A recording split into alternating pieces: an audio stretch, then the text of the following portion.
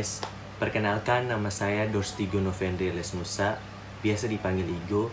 Saya berasal dari kampus ITB Stikom Ambon. Di sini saya akan menjelaskan tentang pengertian dari kamera DSLR, kekurangannya serta kelebihannya, serta ada tambahan. Kita akan mereview beberapa kamera di akhir video. Oke guys, sekarang kita masuk pada poin yang pertama, yaitu pengertian dari DSLR. DSLR adalah kependekan dari Digital Single Lens Reflex. Nah guys, dalam bahasa yang gampang, kamera DSLR adalah kamera yang memanfaatkan cermin untuk mengarahkan cahaya ke lensa viewfinder. Nah guys, kalian tahu nggak viewfinder itu apa? Viewfinder itu adalah lubang kecil di belakang kamera tempat kita mengintip objek foto. Oke guys, saya rasa untuk poin yang pertama dari pengertian DSLR, teman-teman sudah bisa memahaminya ya. Oke guys, sekarang kita masuk pada poin yang kedua, yaitu kelebihan dari kamera DSLR.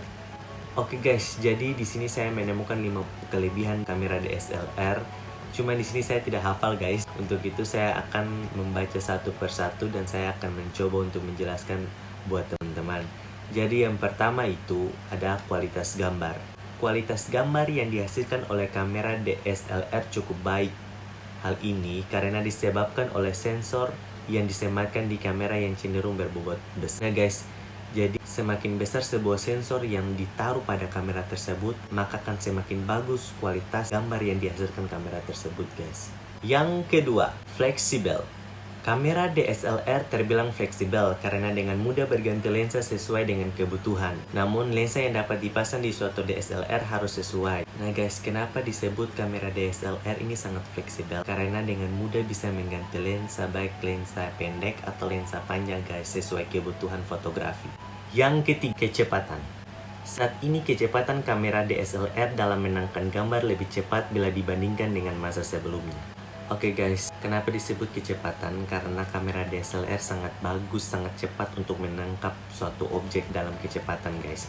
Jadi mungkin pada tahun-tahun sebelumnya itu belum ada. Sekarang dunia semakin canggih, semakin modern. Teknologi yang baru mungkin disematkan pada kamera DSLR supaya bisa menangkap gambar lebih banyak dan lebih cepat. Yang keempat, viewfinder. Berbeda dengan mirrorless atau kamera compact, kamera DSLR umumnya memiliki viewfinder di mana apa yang terlihat dari jendela bidik akan sesuai dengan hasil yang diproses. Nah guys, jadi viewfinder itu adalah sebuah jendela kecil yang ada pada bodi belakang kamera DSLR guys.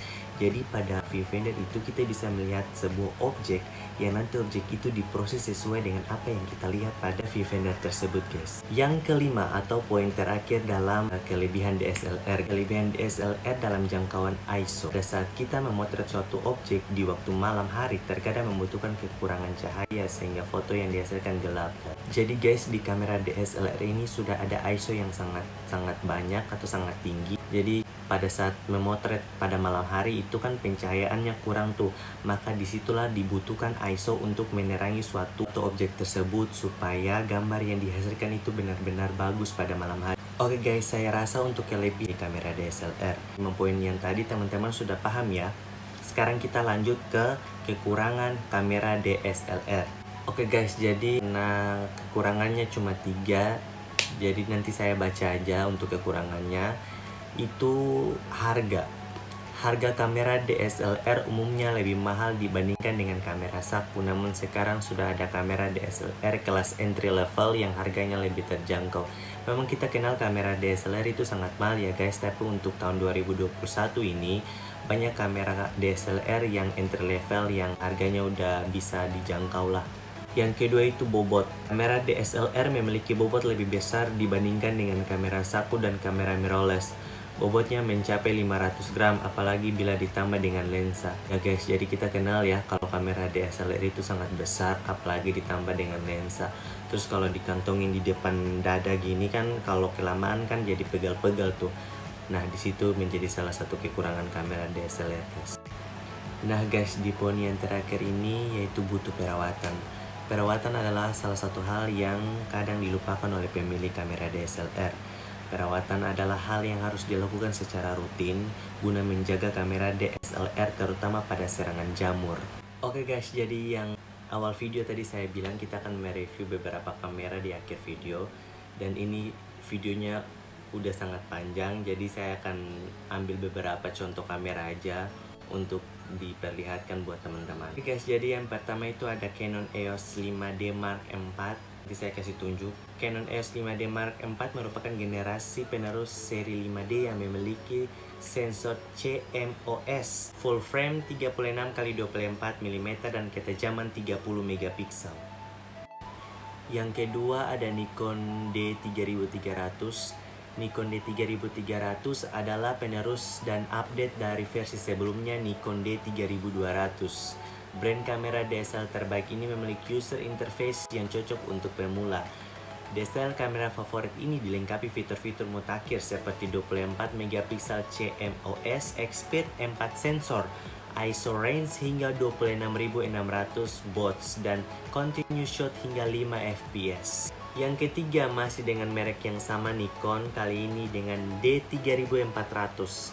Nikon D3400 merupakan salah satu merek kamera DSLR Nikon terbaik dengan bodi yang ramping dan praktis. Kamera ini menggunakan sensor 24 megapiksel CMOS Image Processor X-Speed 4 dengan ISO sensitif 100-25600. Yang keempat masih sama dengan merek Nikon D5500. Tipe kamera DSLR terbaik keluaran Nikon adalah Nikon yang mengusung sensor 24,2 megapiksel DX, format CMOS APS-C tanpa low pass filter optik atau filter anti aliasing dengan ISO range 100-25600. Yang terakhir masih sama merek Nikon D5300. Kali ini Nikon masuk dalam pasar entry level, menyempurnakan dari seri Nikon D5200 dengan meninggalkan optical low pass filter dari sensor kameranya. Nikon D5300 dapat merekam video Full HD dan layar LCD yang dapat dilipat. Jadi guys, Nikon D5300 ini layarnya udah dapat dilipat. Guys, sekian video penjelasan kamera DSLR sampai pada review beberapa kamera terupdate. Terima kasih atas waktu yang sudah menonton. Terima kasih banyak. Dan jangan lupa like video ini, subscribe, dan share bila video ini bermanfaat bagi teman-teman. Sampai ketemu next time.